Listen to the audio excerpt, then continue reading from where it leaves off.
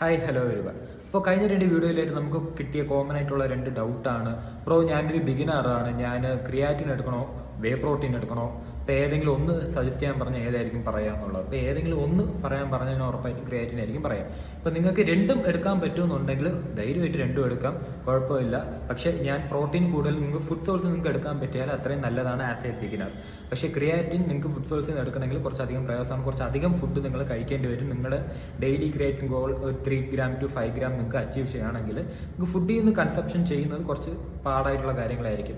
At the same time നിങ്ങൾക്ക് price range വെച്ച് നോക്കുവാണെങ്കിൽ വേ പ്രോട്ടീനെ കാട്ടി ക്രിയാറ്റിൻ കുറച്ചും കൂടെ ചീപ്പായിട്ട് നിങ്ങൾക്ക് കിട്ടും. ക്രിയാറ്റിൻ മസിൽ ബിൽഡിങ്ങിന് മാത്രമല്ല, നമുക്ക് റിക്കവറിക്കും ബ്രെയിൻ ഹെൽത്തിനും ബോൺ ഹെൽത്തിനും അതേപോലെ ലോഞ്ചിവിറ്റി അങ്ങനെ കുറേ അധികം കാര്യങ്ങൾക്ക് നമുക്ക് ക്രിയാറ്റിൻ നമുക്ക് ആവശ്യമായിട്ട് വരുന്നുണ്ട്. ഓക്കെ, അപ്പോൾ വേ പ്രോട്ടീൻ ആണോ ക്രിയാറ്റിൻ ആണോ ഏതെങ്കിലും ഒന്ന് ചോദിക്കാൻ പറഞ്ഞാൽ ഞാൻ ക്രിയാറ്റിൻ ആയിരിക്കും പറയുക. അല്ല, നമുക്ക് രണ്ടും നമുക്ക് ഉറപ്പായിട്ട് എടുക്കാം, ഇത് നിങ്ങൾക്ക് അഫോർഡബിൾ ആണ് എന്നുണ്ടെങ്കിൽ. അതേപോലെ നിങ്ങൾക്ക് നിങ്ങളുടെ ഡെയിലി പ്രോട്ടീൻ ഗോൾ നിങ്ങളുടെ ഫുഡിൽ നിന്ന് അച്ചീവ് ചെയ്യാൻ പറ്റുന്നില്ല, നിങ്ങളുടെ ലൈഫ് സ്റ്റൈൽ അങ്ങനത്തെ ഒരു ലൈഫ് സ്റ്റൈലാണ് എന്നുണ്ടെങ്കിൽ നിങ്ങൾക്ക് ധൈര്യമായിട്ട് വേ പ്രോട്ടീൻ എടുക്കാം, കുഴപ്പമൊന്നുമില്ല. അല്ല, നിങ്ങൾക്ക് രണ്ടും ചെയ്യാൻ പറ്റുമെന്നുണ്ടെങ്കിൽ, അതായത് ഫുഡിൽ കൂടെയും വേ പ്രോട്ടീൻ കൂടെ എടുക്കാൻ പറ്റിയ അടിപൊളിയാണ്. അല്ല, എനിക്ക് ഫുഡിൽ കൂടെ എടുക്കാൻ പറ്റും ബ്രോ, പക്ഷേ എനിക്ക് കുറച്ചും ബഡ്ജറ്റ് ഉണ്ട്, പക്ഷേ ഞാൻ ഒരു ബിഗിനറാണ് എന്ന് പറഞ്ഞാൽ ഞാൻ വേറൊരു കാര്യം നിങ്ങൾക്ക് റെക്കമെൻഡ് ചെയ്യും.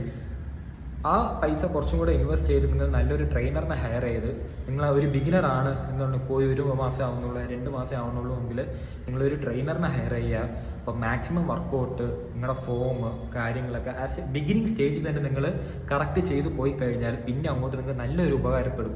കാരണം നമ്മുടെ തുടക്കം എല്ലാവരും ചെയ്യുന്നത് ഫോമും കാര്യങ്ങളൊക്കെ കുറച്ച് തെറ്റിയും കാര്യങ്ങളായിട്ടൊക്കെ ചെയ്യും. നമ്മളൊരു ബിഗിനറാണ്, കാരണം എല്ലാവരും ബിഗിനിങ് സ്റ്റേജിൽ നിന്നാണ് വരുന്നത്, ചെയ്ത് എക്സ്പീരിയൻസ് ആവത്തുള്ളൂ. നിങ്ങളൊരു എക്സ്പീരിയൻസ് ആയിട്ടുള്ള ഒരു കോച്ചിനെ നിങ്ങൾ ഹയർ ചെയ്യാൻ പറ്റിയാൽ നിങ്ങൾക്ക് അത്രയും ബെനിഫിറ്റ് ആയിരിക്കും. ഓക്കെ, അപ്പം സീ യു നെക്സ്റ്റ് വീഡിയോ. എന്തെങ്കിലും ഇതേപോലെ ഡൗട്ട് ഉണ്ടെങ്കിൽ ചോദിക്കാൻ മറക്കണ്ട. See you all.